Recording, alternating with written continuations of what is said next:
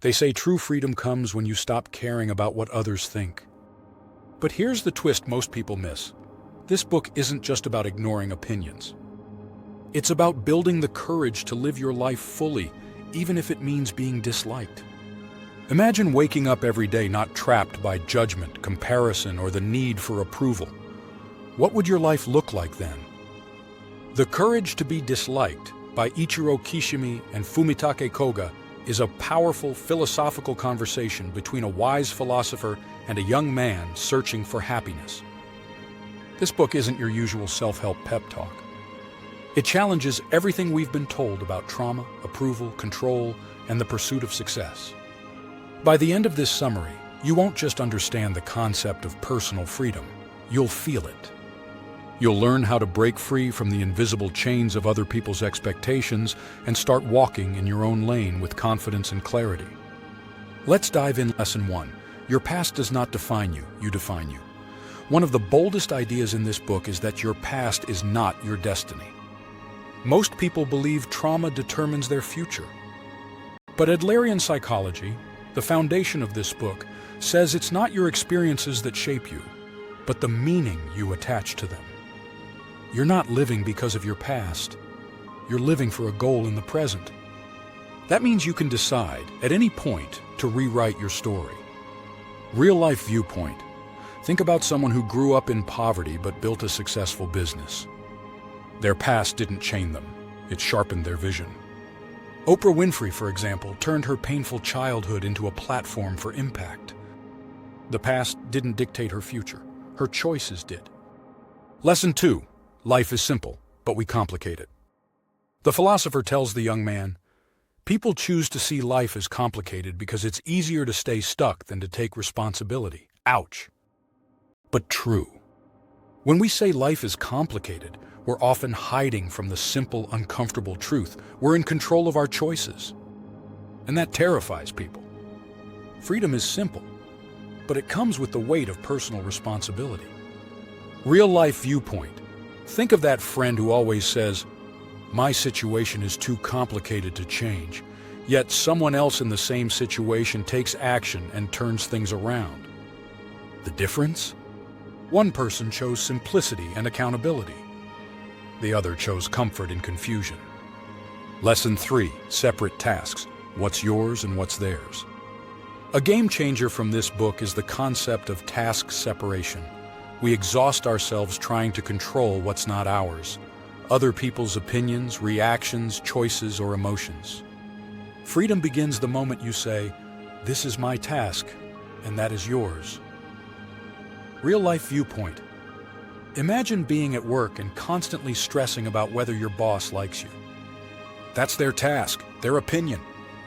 Your task is to perform and grow. When you stop taking responsibility for their reaction, you free yourself from unnecessary anxiety. Lesson 4. The need for approval is a prison. Many of us live with invisible chains. The need to be liked, praised, or accepted. But here's the brutal truth. Trying to please everyone will only bury your true self. The philosopher makes it clear. Wanting to be liked by everyone means you're not really living your life. You're performing theirs. Real-life viewpoint. Think about that time you said yes to something you hated just to please someone. You felt drained afterward, right? That's the cost of living for approval. Now imagine saying no, standing your ground and feeling light. That's courage. Lesson 5. Freedom is the courage to be disliked. The title says it all. True freedom is being okay if people don't like you. It doesn't mean being rude or arrogant. It means understanding that not everyone will clap for your growth, and that's okay. When you stop chasing universal approval, you make space to live authentically. Real-life viewpoint. J.K. Rowling was rejected multiple times before Harry Potter became a global phenomenon. Many didn't believe in her. But she didn't need their approval to keep writing. She had the courage to be disliked, and that made all the difference. Lesson 6. Interpersonal relationships are key to growth. Even though we shouldn't live for approval, we do need community. The book emphasizes horizontal relationships, seeing others as equals, not above or below you. The healthiest relationships aren't about control or competition.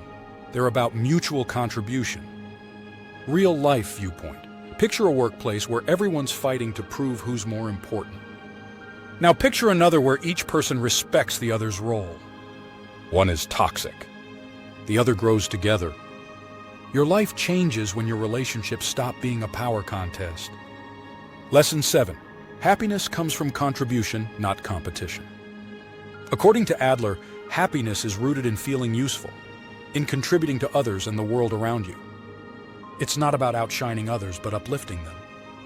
When you shift from "how can I win" to "how can I help," life feels less like a battlefield and more like a meaningful journey. Real-life viewpoint. Ever volunteered for something without expecting a reward? That quiet joy, that sense of purpose, that's the core of happiness. Contribution gives meaning that competition can't. Lesson 8. Live in the present, not in regret or expectation. We spend too much time replaying the past or stressing about the future. But life, the real, breathing, vibrant part of it, happens now. This book encourages us to live as if today were enough, because it is. And when you give your best in the present, the future unfolds more powerfully than you can plan. Real-life viewpoint. Remember how kids play?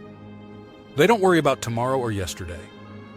They immerse themselves in the moment. That's not naivety. That's wisdom. Adults just forgot it. Lesson 9. Courage is a daily choice. The courage to be disliked isn't a one-time decision. It's a daily act. Every no you say to please others, every boundary you set to protect your peace, every time you choose authenticity over popularity, that's courage in action. Real-life viewpoint. Think of someone who chose a career path their family didn't approve of but stayed true to themselves, maybe a creative instead of a safe job. At first, they were judged. Later, respected. Courage pays off, not immediately, but eventually. Lesson 10. Happiness is found when you let go. When you stop carrying everyone's expectations, when you stop fighting to control everything, when you allow yourself to just be, that's where real joy lives. The courage to be disliked is really the courage to be yourself. Not the polished version the world wants, but the real, raw, growing, imperfect you. Real-life viewpoint. Think of that one person who always seems at peace, even when misunderstood. That's not luck, that's a choice. A choice to let go. So what would your life look like if you truly stopped living for other people's approval? If you had the courage to be disliked, not out of pride, but out of freedom. This book isn't just a philosophy, it's a mirror. And it's asking, are you ready to live life on your own terms? I'd love to hear your thoughts in the comments. Which of these lessons hit you the hardest? Which one do you want to apply starting today? This is the summary shelf, where powerful ideas meet real-life transformation. If you enjoyed this breakdown, subscribe and stay tuned for more game-changing book summaries that'll challenge how you think, live, and grow. Because trust me, the next one might just unlock a whole new level of you.